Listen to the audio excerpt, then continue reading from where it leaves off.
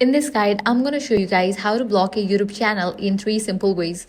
Whether you are tired of seeing unwanted videos or dealing with spammy comments, these methods will help. First, launch your YouTube and navigate to the video. Now click on 3 dots given at the bottom right corner of the video. You will see a different option. Click on the option Not Interested. This tells YouTube to avoid showing you similar videos in the future without blocking the entire channel.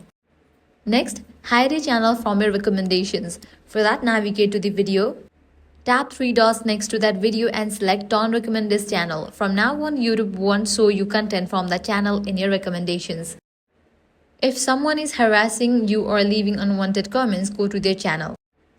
Now at the top right, you're gonna find 3 dots. Click on that, then select the option Hide User from My Channel. This stops them from commenting on any of your videos going forward. And that's it. 3 quick ways to block or hide channels on YouTube. If this guide helped you out, do not forget to like, share and subscribe. Thanks for watching.